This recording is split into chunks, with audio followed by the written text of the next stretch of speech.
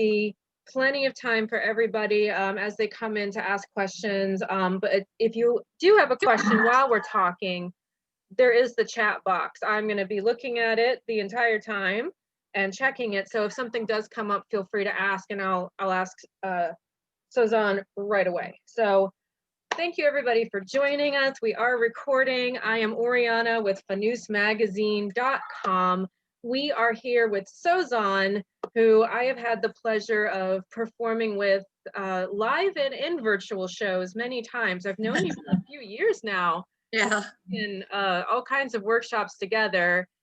And you are very highly regarded in your local community, if I must say so. Like, you are seen as like a wellspring of historical knowledge and just really loving this dance for everything that it's worth. So I'm so happy to have you. Oh, thank you. I'm thrilled to be here.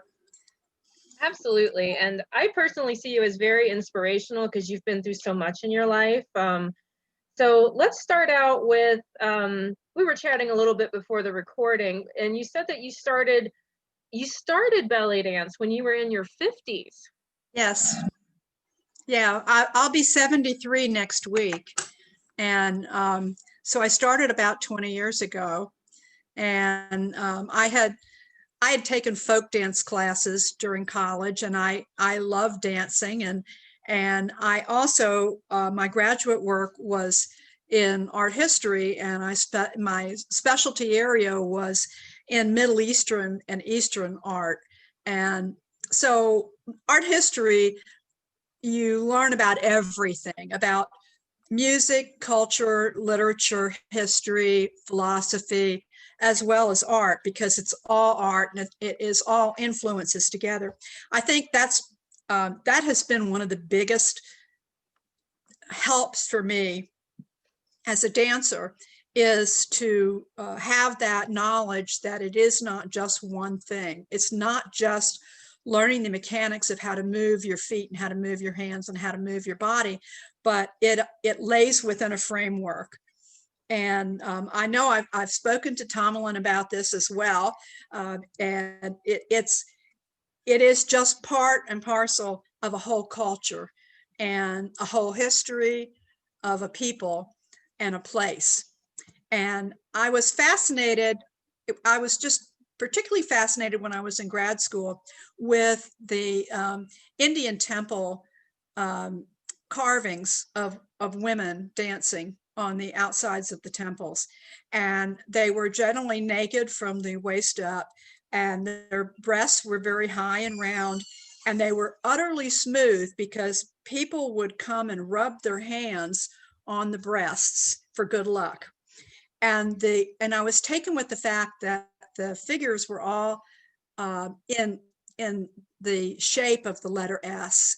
They were curved with their upper and lower bodies in different planes, and sinuous and very natural looking.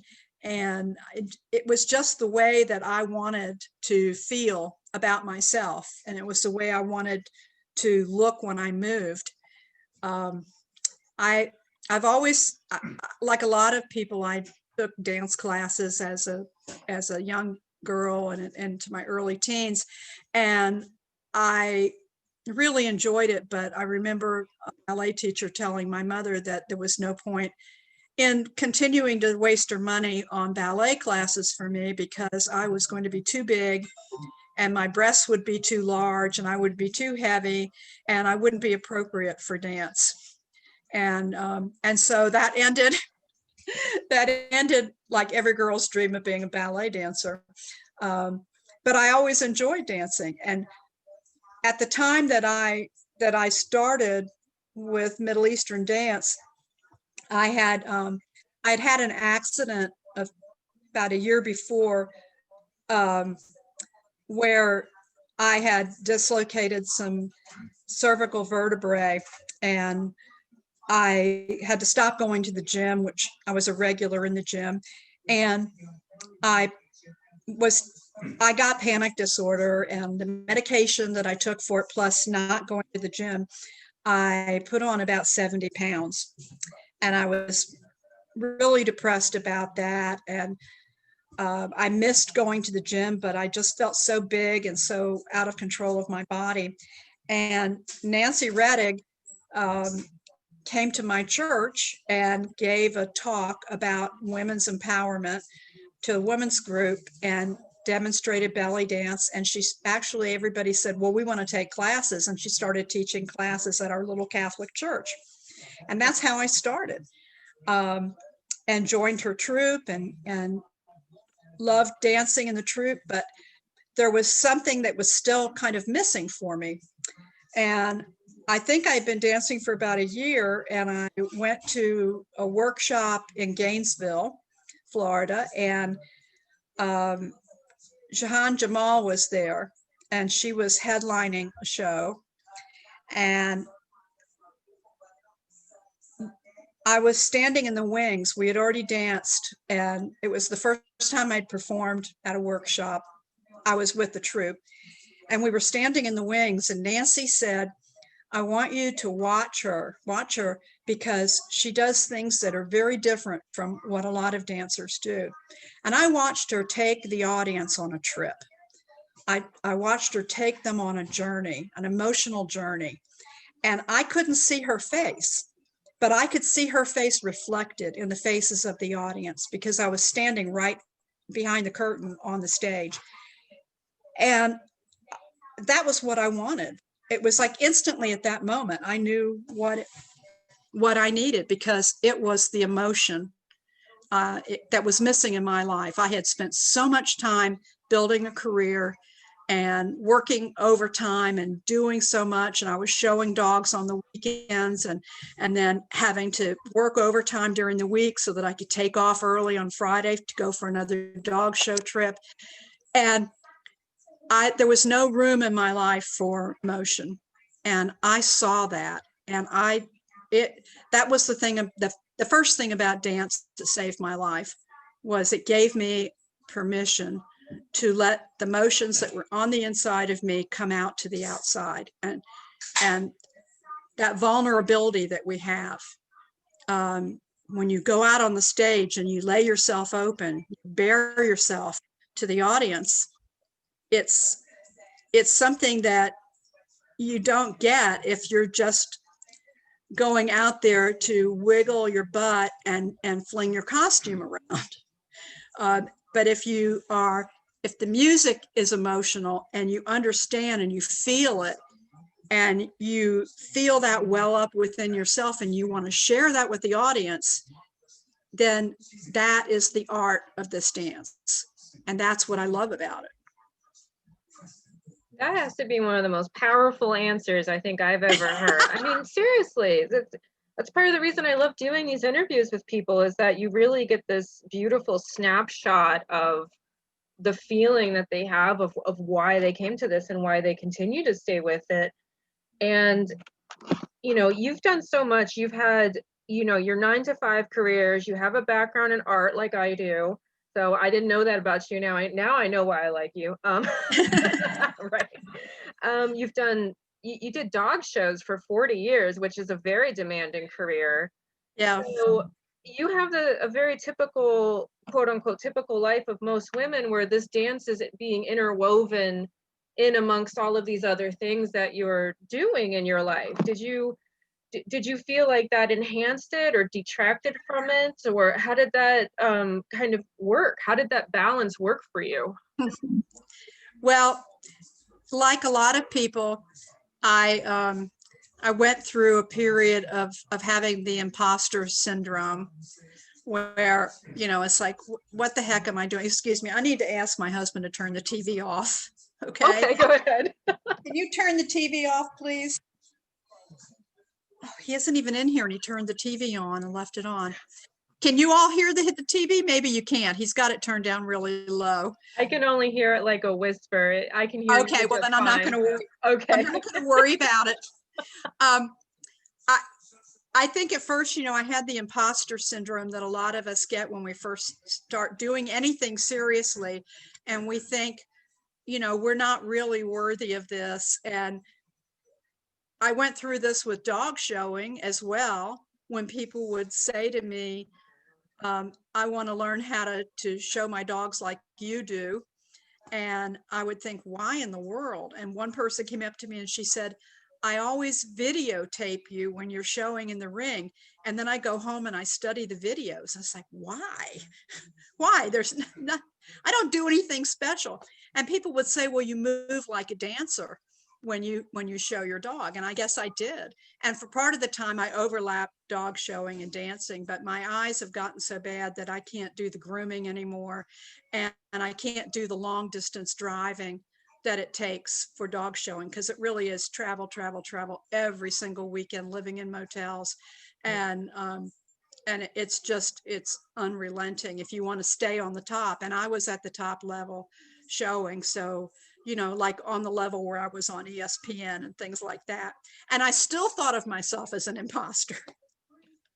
And so when I started dancing and it became very emotional, it broke open a lot of emotions that were hiding in me. And I went through angry periods. I irritated a lot of people because I asked too many questions and I disagreed with some things. And I didn't know when to keep my mouth shut. I didn't understand studio politics, and I got into a lot of trouble there. um, and I wasn't a very good troupe dancer. I'm not good at choreography. I'm terrible at choreography. I learned choreography because it teaches me something, but dancing choreography is always difficult for me. And I much prefer to improvise. And so I started going to workshops, and I would be the only person from this area going to a workshop. I went to Mahmoud Reda every time he was in the US. I traveled to go take class with Mahmoud Reda, and it was so worth it. I went out to Texas for Fifi Abdo, Mo Gadawi, anybody, Tito. I've taken so many Tito workshops, even though I couldn't do half of what he was doing in the class.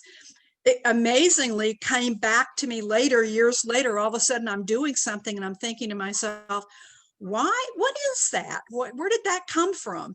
And it was something from Tito. And Alia, whose picture I see up here, joined us too. I started participating in one of her first, or the first 90-day improv challenge. And that's when I discovered that all this stuff was inside of me and that I really could do it. And I would turn off the lights at night, put on music I'd never heard before, and just start dancing. And I would find myself doing something and I'd say, where did that come from? Where did I learn that move? And then I'd realize it was something that Tito had done in every workshop I'd been in that I couldn't accomplish in the workshop. But it was inside of me somewhere. And he was like the epitome of the happy, emotional dancer. All a smile on his face, but making his body do these things that just told you a whole story. And all these things just completely fascinated me. And I started digging back into my academic background to read and to study and to, remind myself of some of the things that I had learned in graduate school about Orientalism and how it affected other art forms, like Art Nouveau being a direct descendant of Orientalism, that kind of a thing. And it just started putting all the pieces together for me. So I just kept right on going. And so, yeah, that's kind of how I've integrated it. It's become my exercise and my emotional outlet, a physical outlet, and a way to reinvigorate myself. It's led me to begin painting again, which is something that I had stopped doing for about 30 years. And so that's back painting again. And that's been part of it too. I hear a lot of women that come to me and say like, oh, I've always been intrigued by belly dance, or I would like to take a class on it, but I feel like I've gotten too old. That's for you young girls. That's for, like nobody wants to see me dancing. And to hear that not only were you a busy professional, but you started in your 50s, what would you say to that? Because I think you have a good testament as to why it's not too late to start. We have, when you're that age, you have a lot of experience in life as a woman. You're not a girl that has just reaching womanhood. And because you've had that kind of experience in life, you have a deeper understanding. I love Egyptian music for the emotional content of the music and of the many of the backstories that go, with the music and the lyrics. And they're things that you can understand. So even if you don't get to the point where you know who Kasum is, or you are familiar with Warda or something like that, you can hear in the music the emotion. And even if you don't dance to that kind of music in a class, you still use your body in the way that simulates that. And it's like the idea of you fake it until you make it. And if you move your body enough, following the concept of it, the dance begins inside you and then radiates out through your muscles. And you start to understand that in a class, and you start to move that way, you start to feel those things, even if you don't know why you're feeling it. When I first learned hip circles and omis, it was like liberating. It's like, wow, this is incredible. Loosen all that up. I felt like I had concrete, and then all of a sudden one day it started moving. And but that allowed me to feel things that I knew were part of my experience. So as a performing dancer and serious dancer, listen to a song like Esmauni, what do I do about something? And everybody's been in that situation where you've been dumped by somebody and you're embarrassed and you see them somewhere, and what do? How do I handle this? And so you draw on that experience. And even if you don't know what the lyrics mean, even if you don't know that that's what the song is about, you can hear it in the music. You can hear I'm going to do this, and I'm going to do this, and I'm going to tell him this, and I'm going to tell him that. And then the walking away and the saying, no, wait a minute, I'm not done telling you about this. And we've all lived that. So that's the kind of thing that I would tell an older woman, is that it gives you a chance to move your body, to feel things you might not have felt before, and to feel like a woman, to be sensual. You don't have to be sexy, but be sensual. Be in control of your womanly body. And absolutely, yeah, that's to me, that's so important. And I am so sorry that I didn't start this dance form way earlier in my life, but I didn't. So and here we are. Yeah. So here we are. But I can still perform, and it's amazing. I think about this, that how many dancers, there are not that many 73-year-old ballet dancers who perform on a regular basis. And there are not many dancers of any genre who are 73 who perform on a regular basis. And so it's amazing to me that I'm dancing more than I've ever danced. And it's exciting. Sherry R wants to know, since you've gotten back into painting, do you ever paint dancers? I actually did one time, and I was just playing around with some colors and pouring them on paper just to see how two different colors would interact with each other, and it looked like a nasty mess. And so what I do sometimes is I let it dry, and then I start turning the paper around to see if I see anything in the paper. And I started to see the figure of a belly dancer. And I saw a skirt, and then there was a darker area under the skirt that looked like a leg. And I saw something that could be hair and a head. And so I started enhancing it and turning it into a dancer who was wearing wings. And it was quite an amazing thing to just see that emerge, that figure emerge out of nothing. But just like improvising dance, I paint in watercolor, which is one of the most difficult mediums to use. And so a lot of times what I do is, rather than setting out to paint a particular thing, I put on some music and I pick some colors that I like that work well together. And I start putting some color down on paper, and I let the color flow together, and I see where it's going. And more than often it makes flowers or it makes a landscape. And then I just enhance it from there and build on it until it actually becomes something.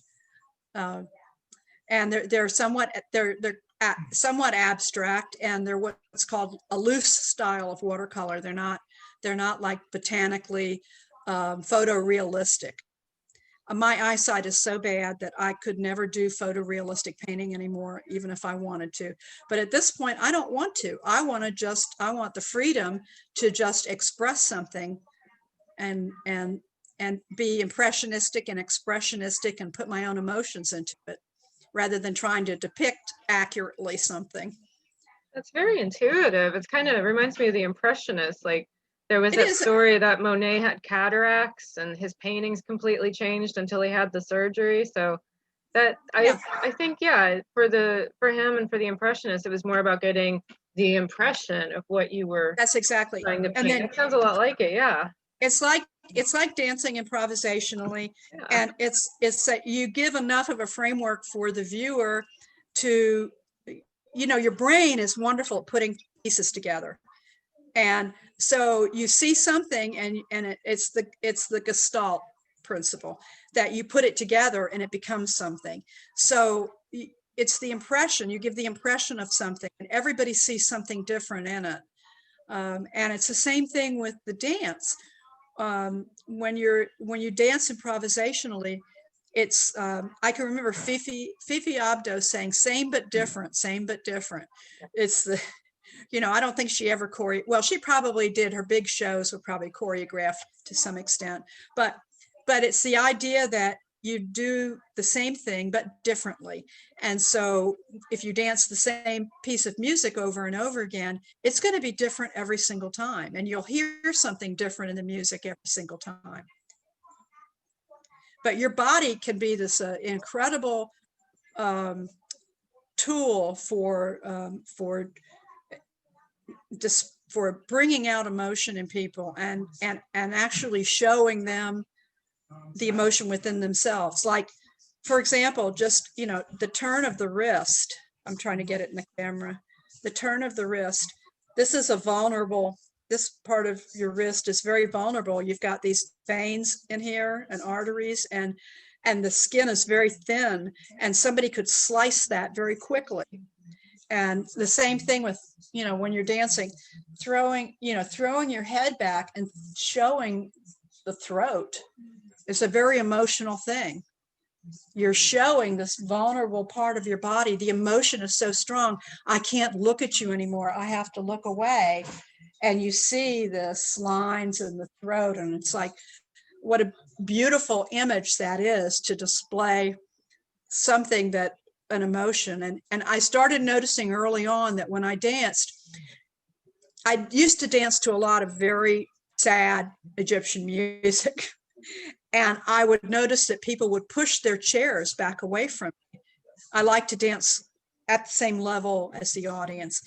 And so I would see them like kind of lean back in their chairs or push their chairs back. It is an involuntary response. And I think because the emotion was too strong, it was like reaching out and hitting them. And when I saw that and I realized what it was, and I knew what the power of the dance is. And when people would come up to me and so many people would come up to me after every show and say, I don't know much about belly dance, or I thought this would be interesting, and I didn't know what belly dance really was, and I came here to see this, and I had no idea it was something like this. And I don't speak the language. I don't know what that song was about, but I could tell what it was about watching you dance. And that would happen to me over and over and over again. And so then I knew that this was the right thing for me to be doing. Wow. Wow. Well, and I feel that way about your dancing too. You know, I see that in you. I see that same emotion in you. I see it in Tomlin. I see it in Alia.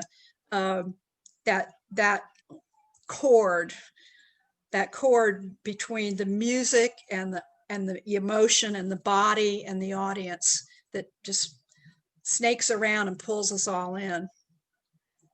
For me, it's interesting to hear it from someone else, though, or to hear it put into words, I think, because it's something that you strive to do as a dancer. And of course, as you advance and you pick more and more complicated music and you really are trying to get more cerebral with it and not just move through it, but to hear it put in words, I think is not only very powerful, but it's very, I gotta pick a word for this now, but it's interesting because it's something that I thought was just happening in my head. So it like solidified it in a way for me of like, oh, this is a thing. this is an actual thing that we get to actually experience between ourselves. So yeah, it's and I've gotten so now where I don't take workshops from everybody. I love the online classes now because I can pick who I want to study with. And there have been some dancers who have been who have really helped me a lot to understand all this and to grow as a dancer. And Tomlin, Alia, you were among those. Ahmed Hussein, another one. Luna of Cairo, another dancer who's really influenced me a lot. And you know, Ahmed in his classes, he's always saying, you know, you learn the mechanics of the steps and a choreography, but then you, at some point, it has to be you, and you have to quit looking like you're a piece of cardboard. And so one of his things that he does in workshops is he'll teach a choreography with the point of teaching you something about the music and the dance, not necessarily the choreography. He'll teach the first minute or the first minute and 20 seconds of a piece of music over and over again so that it's so ingrained in you. And then he'll tell you to go home and listen to the music and finish the choreography. And at some point during the workshop, during 3 hours of doing 1 minute of a song, he'll say, now you know this, now it's time for you to be it, you know, for it to show it on your face and to show it in your body. You know, you're not just walking like a mechanical through things. Another person who's helped me a great deal has been Omaris, who lives here in Tallahassee, and I'm so thankful that she moved here. And she's a good friend and a teacher. And I enjoy taking class with her for that same reason, that she has that same quality in her music. And her sister Paula, who's now retired from dancing, same thing. And it's wonderful to be around other dancers who feel that, and where this is part of their life, not just something they do. Speaking of life, you have had a lot of challenges, a lot of physical challenges, and you have had, I believe you said, 3 types of cancer in your life. 3 types of cancer in 3 years. Oh, I didn't realize it was that close together. Wow. Oh yeah, they came boom, boom, boom. The first cancer that I had, when I don't mind talking about this either, because I think it's very important, was I had a cancer of the vulva. And it is a cancer that is increasing. in middle-aged and postmenopausal women. And it's mainly because the main cause of it is the human papillomavirus. And the human papillomavirus is the most common sexually transmitted disease. And it can be dormant in your body for decades and then come out like shingles does from chickenpox, suddenly emerge again and emerge as a malignancy. And so it affects both men and women. It can be genital, it can be anal. It also causes throat cancer. And the vulva cancer that I had also had an autoimmune condition that the gynecologist thought that the lesion was this autoimmune condition. And they were treating it and it didn't get any better, and it didn't get any better, and it got worse and worse and bigger and bigger. So I had a biopsy done and it was positive, and I was sent to a gynecological oncologist at the local cancer center. And he explained to me what the treatment was, that there was surgery and chemo and radiation. And I went home and I looked up surgical procedures for this and learned that the surgical procedure is complete removal of the external genitalia. So I had a radical vulvectomy. That's what it's officially called. And yes, it is exactly what you imagine it is.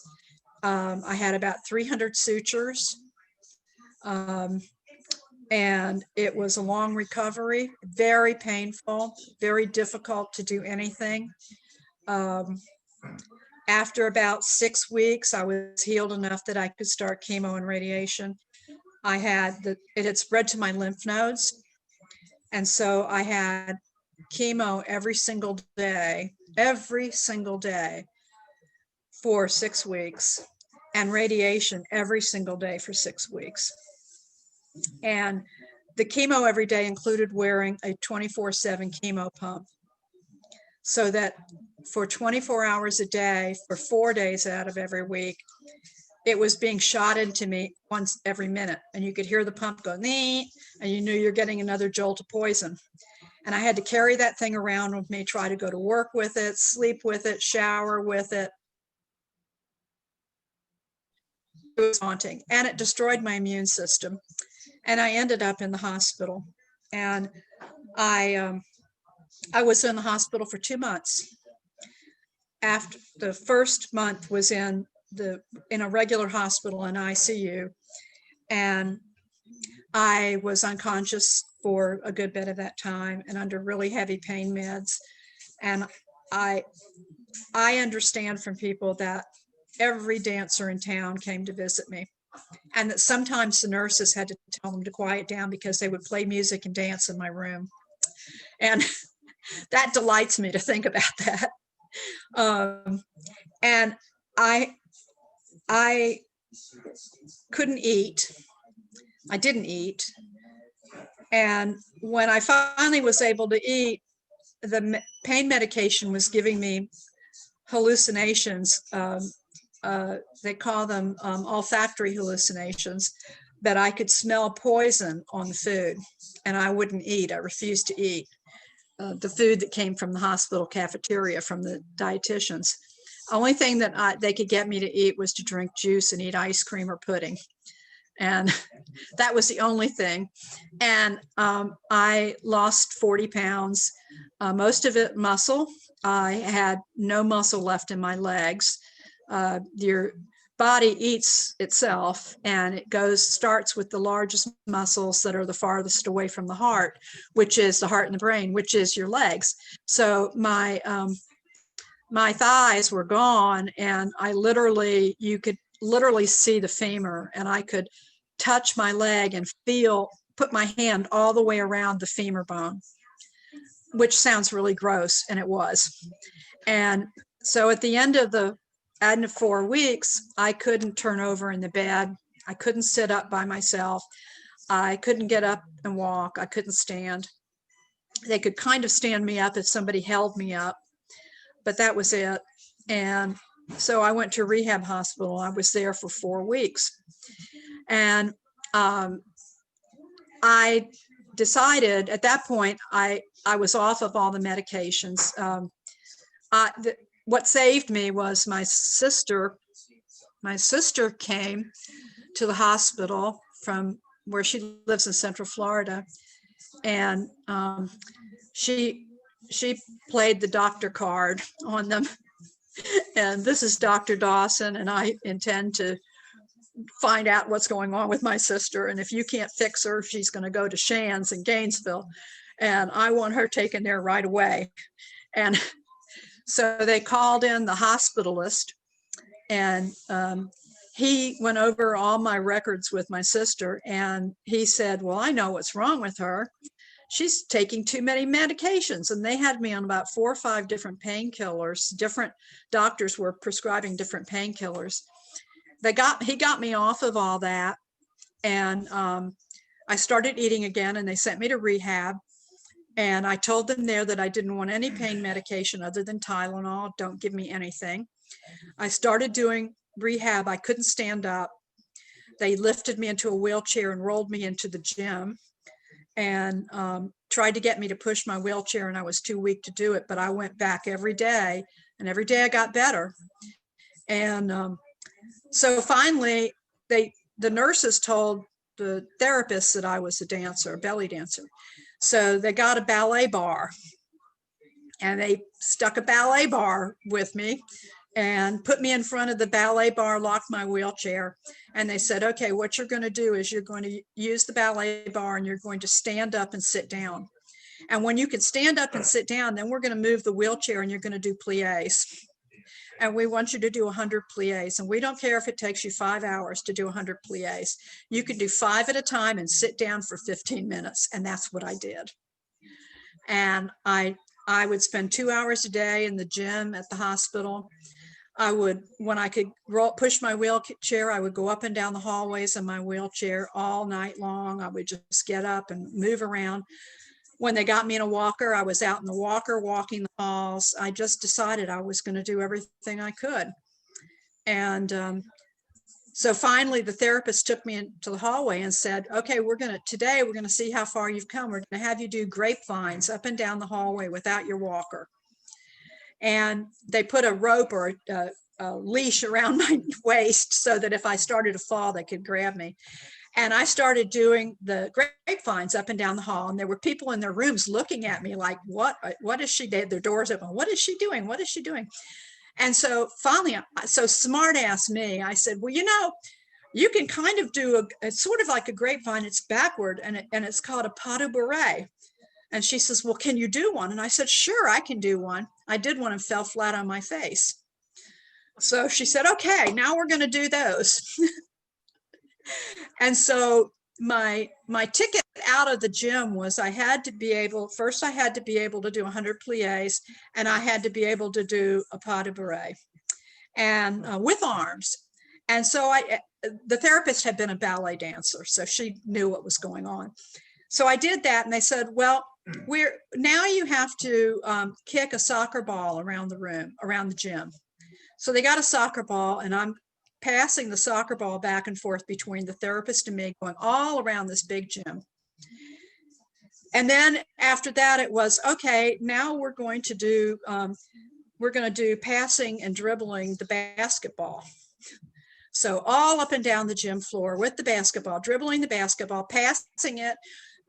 They had me standing on one of those Bosu balls, which is so uneven, and dribbling and passing the basketball, or bouncing the basketball and catching it. And then my final graduation exercise was I had to be able to walk up and down 2 flights of stairs.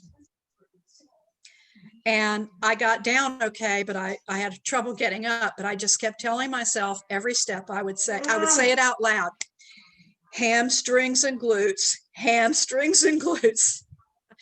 And they told me that I didn't have to have home physical therapy. They weren't going to send home health care, but they wanted me to go to the gym every day and not kill myself.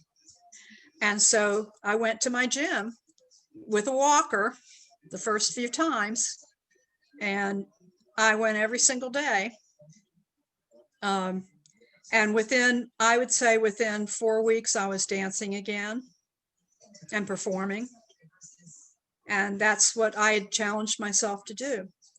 So I thought, if I could do this, this was like the best thing that had ever happened to me in my life. You know, I learned how strong I could be and how much determination and resilience I could have. And yes, I have permanent, the pelvic radiation causes terrible burns. And I had terrible infected radiation burns for months. I got over that. It did destroy my left psoas. So I have trouble lifting my left leg very high. And I have to work on that all the time. And it caused something that's called post-pelvic radiation colitis. So I deal with that, but I'm alive. And then a year later, I found out that I had a recurrence of the squamous cell carcinoma skin cancer that was the vulva cancer. It was in my wrist joint. And so I had surgery on that. And I went to an Ahmed summer camp with, they had just taken my sutures out, and I had it all wrapped up, and I had it braced so that I wouldn't move my wrist back and forth. But I was there and I was doing it. And then probably about 9 months after that, I was diagnosed with breast cancer. And I was diagnosed through a PET scan. I would get PET scans on a regular basis because of the previous cancer. How it works is that you fast, and they inject a radioactive glucose, and it's taken up by every cell of your body.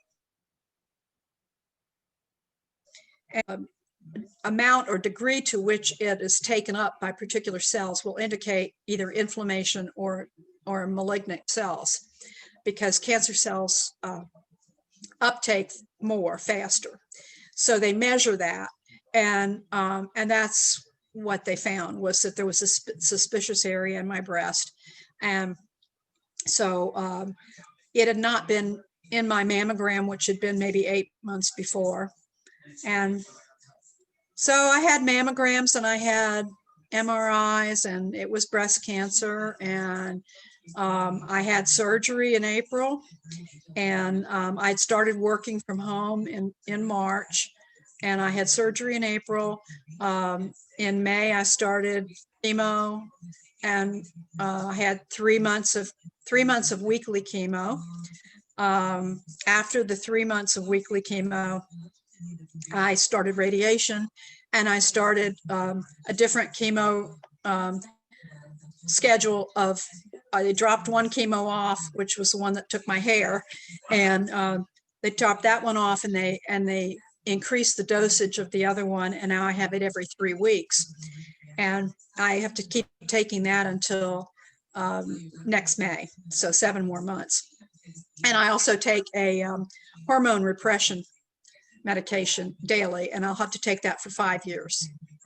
And it's doable, you know. And I had 6 weeks of radiation, or actually, I'm sorry, I had 8 weeks of radiation this time for breast cancer.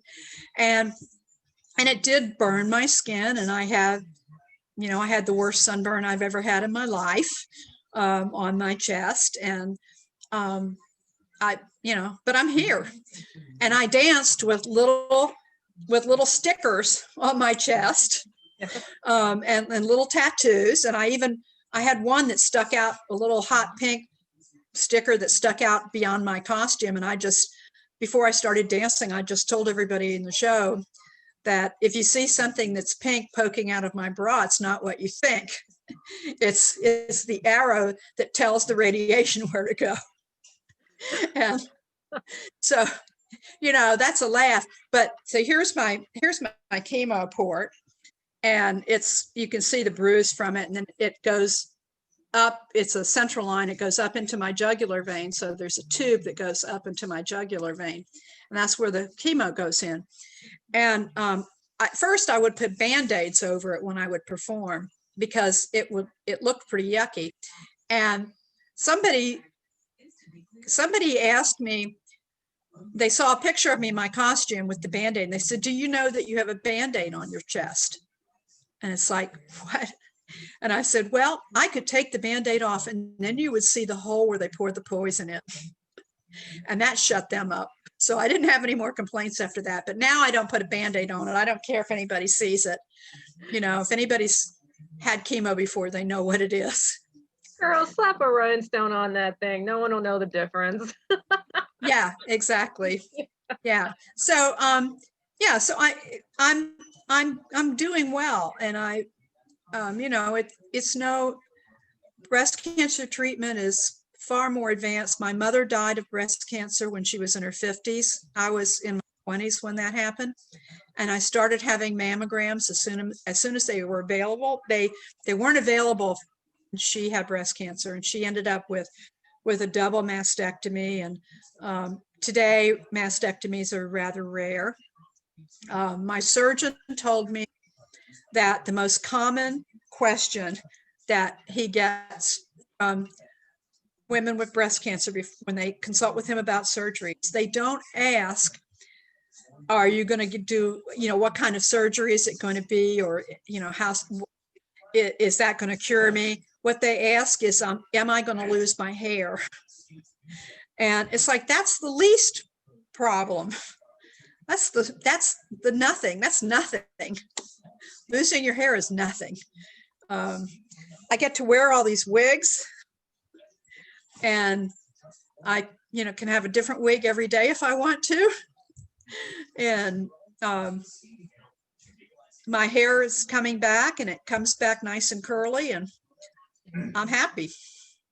So do you think that it changed your dancing any, or did you feel different while you were dancing? I mean, obviously you're still on chemo. Do you think it's affected the way that you see the art form, or has it made you stronger maybe in the art form? How is that in the relationship of your dance studies? well, when I was back, when I had back 2.5 years ago, when I had the daily chemo, that was really exhausting. I really couldn't do much of anything. It was very brutal. And you know, so today when I go to the cancer center and they look at my records, and the doctors just go, oh my God, you had that terrible chemo. But I had some of the most heavy duty chemo that you can have. And now the 3 months I spent taking Taxol and Herceptin, yes, I lost my hair. Yes, I got a horrible rash from the Taxol. I was tired and worn out. And at first, the Herceptin affects your heart, and it lowers the amount of blood that your heart pumps out. And so my legs would be very tired. And I was doing some online classes because this was all during lockdown. And I would find that I couldn't finish a class because my legs would just be completely shot. And I would have to stop for a few minutes and then start again. And it was just, you know, I'd have this terrible lactic acid buildup, and I'd have cramps in my legs. And it just gradually, I got used to it, and I tried working my legs more. I did lots of squats. I did the 100 squats a day challenge, and ran up and down the steps. I had 7 steps on my back, and I'd run up and down the steps, and, you know, just whatever I had to do to build my legs up. And when I switched over to chemo once every 3 weeks, that has gotten way, way better. So my choice of music to practice to and to perform is slower. Okay, so you adapted basically to how you were feeling. A lot of melody, you know, just, which I love. That's my favorite. The dance on a postage stamp.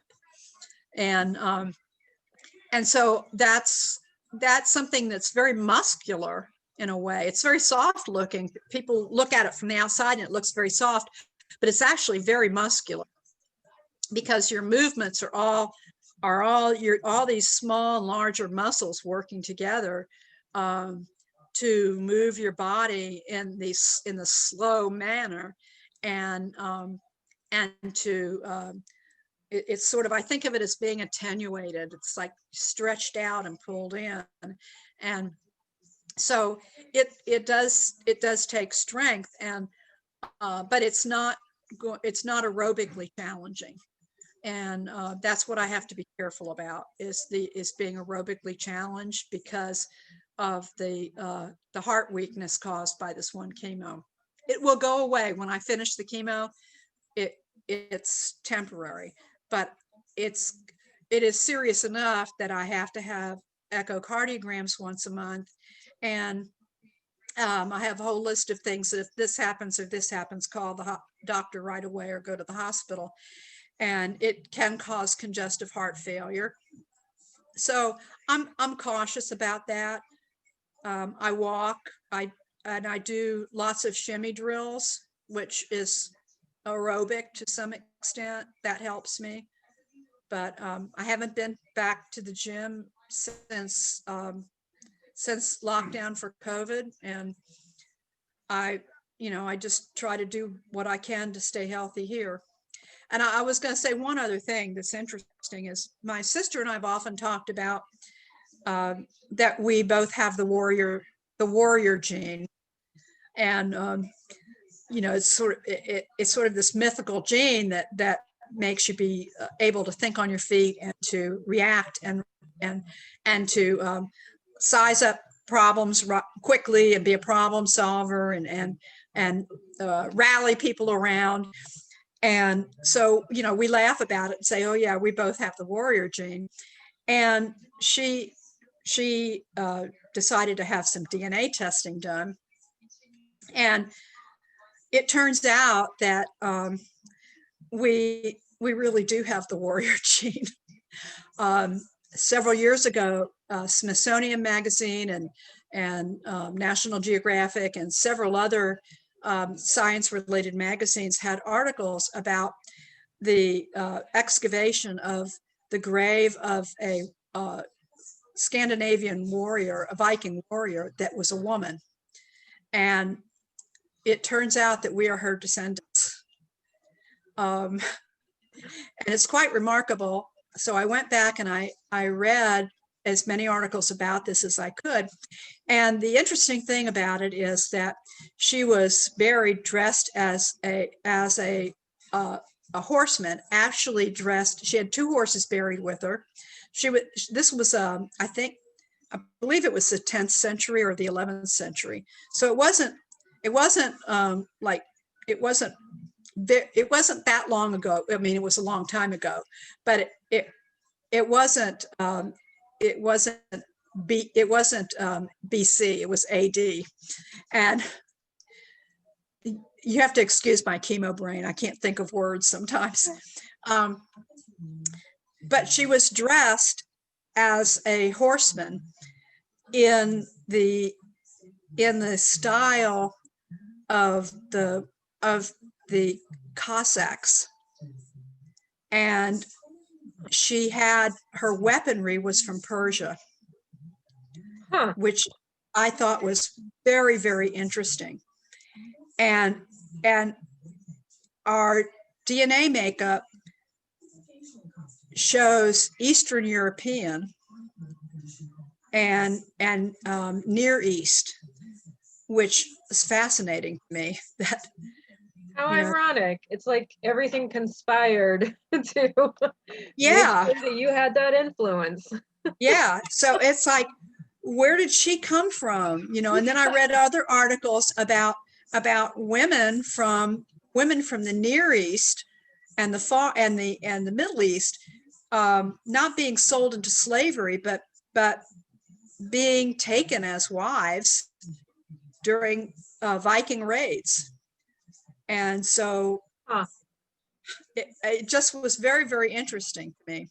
So yes, that's one of the descendants of this famous female warrior who is unnamed.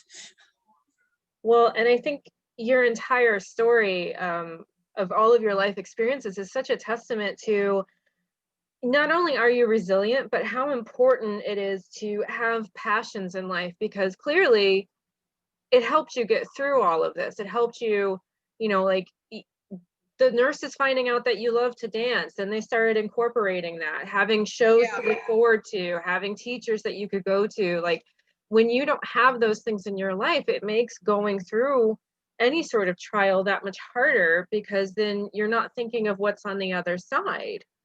For sure. I think you're a fantastic example of that. And at this point, if I could open this up to questions, does anybody listening have any questions for Souzan? We can keep chatting, and you can either unmute yourselves or put it in the chat box if you wish to remain silent. Talking on the mic can be weird, but any questions on all of this amazing life experiences? No, really, this is Well, I think Sherry R must be Sherry Reardon, and Sherry's a dance sister who has survived ovarian cancer. Oh, wow. And she is a role model for me. We would go to the Oasis dance camps, and one year she came and she had no hair, and she costumed herself with magnificence, and that was a real model for me to say, Sherry did this, I can do it too. Absolutely. And Tomalyn says, that is me. Hi, Sherry. Well, thank you for being here as well. I think it's really important to talk about these things. As Tomalyn says that, she's always inspired by your strength, resilience, and your positivity. That is very true, because every day on Facebook, you write pandemic positivity notes, and that is sorely needed. Alia says that you are her hero. Well, she's my hero. Right? I'm like, Alia, you're everybody's hero too, honey. But this is something that's so beautiful about our community, is that we can look at each other and say, okay, Sherry went through it, I can go through it too. Souzan went through it, I can go through it too. And we were talking a little bit before you guys came on, but me as a younger dancer, meaning I'm not like, I haven't hit the change of my life yet, like to see dancers that have had so many years of experience, and you've gone through so many changes and so many trials, that's inspiring and helpful for me, because I want to help break down this barrier that once you reach a certain age, like, you're not a valuable dancer anymore. Like, I think that's outdated and silly, and I want to know, like, all of the things that I've learned can still continue, and I can still enjoy the art form. So I need to thank all of you for being here, and definitely Souzan for sharing all of this too. I'm sure there are many, many people that would benefit from you sharing this with us. And I love that you continue to dance. I see you almost every weekend in a show. You are just in a show. Well, it's a lot of fun, and I've been working from home, and I don't get out a lot because of being a cancer patient. I'm not taking any risks, and so when I was getting radiation every day, that was my social outlet. Was that I went to get radiation, and I got to talk to people at the clinic, and I have to tell you a funny story about the radiation. Is that this time I had the same radiation techs that I'd had 2 years before, and 2 years before, the radiation I got required, they put you in almost like a body cast, because you have to stay, your whole body has to stay absolutely still, and you have to hold your breasts. And that's kind of a weird thing. So you're there, on the table naked, holding your breasts. And they found out I was a dancer, and because they said, how can you be that old and have those legs? So, these are dancer legs. And And when I had surgery when I was 70 and I had the vulva surgery, one of the last things I remember in the operating room was the anesthesiologist. They were reading off everything to make sure they had the right person. And they asked me my birth date and I gave it to them. And the anesthesiologist said, "Those aren't 70-year-old legs." And I said, "Those are 70-year-old belly dancer legs." Darn right. Thank you and you're welcome. Yeah. So when I started the pelvic radiation, these guys would put on, they have music that they play while you're in there because they have to leave the room. And you're laying there and you got to lay there for 15 minutes, absolutely still in this body cast with no clothes on. And so they started playing drum solos and they would play, and they started discovering all this belly dance music, and they would play it and they would dare me to move. So what I did, I got them good one time after I got off the table and the music is still going and I had a robe I put on. I just kind of, I flashed them. I opened the robe and started dancing. And I didn't care, they'd already seen me totally naked. And one of them kept wanting, I had some hair left at that point, and one of them kept wanting to shave my head. And I just finally, one day I got so sick of it. I just said, "Kurt, do you make your wife shave her head? Do you have like a bald woman fetish or something?" So he never ever said that again. So here it is, 2.5 years later, I come waltzing in, I've got breast cancer and they're going to do breast radiation. And so the first time I'm laying there on the cold table with my upper body naked and exposed. And he very casually, the same guy, he very casually, matter-of-factly says, "So are you still belly dancing?" And I just burst out laughing. It was like, yeah, they remembered me all right. And so my philosophy of going through all the treatment was I would put on my shortest skirt. I'd put on big dangly earrings, and I would wear something outlandish, and I would wear a wig. I've got pink wigs and blue wigs, and I would wear a wig, and I would go waltzing my butt into that cancer center and sashay down the hall. And I looked around and I'd see all these people who were just utterly miserable. And even if I was hurting all over, I would put a smile on my face and walk in there and just say, "Okay, let's do it. Let's get this done." And it made such a big difference. And it's Wow. it's that fake it till you make it idea that, that if you do smile and you smile with your face, and then you start to smile inside, and and then it's that positive thing that happens to you, and then you feel better. Even if you're physically in pain, you feel warmed by it, and then the people around you smile. It makes a big difference. Wow. Thank you so much for all of this, Souzan. Thank you guys so much for being here. This will be available up on our YouTube and on the fanoosmagazine.com website. Feel free to share. Feel free to use it wherever you like. And I just want to thank everybody so much for supporting this and coming, supporting Fanoos. Souzan, this was incredible. Thank you so much. Thank you so much for this opportunity, and thank you to everybody that came and listened to me talk, because I can talk my head off if I need to. Well, I was going to say, if you ever want to do this again, we can do that too, because I'm sure you got more stories. I'll have more stories, yeah. And okay. If anybody knows anybody or would like to be interviewed themselves, I'm completely open to that. Part of it is to document these kind of testimonies and stories just like this. I think it's important that our students and our instructors get to hear all of these things. So thank you guys so much again. Enjoy the rest of your evening, and hopefully we'll all be together in person soon again. Yay! So much.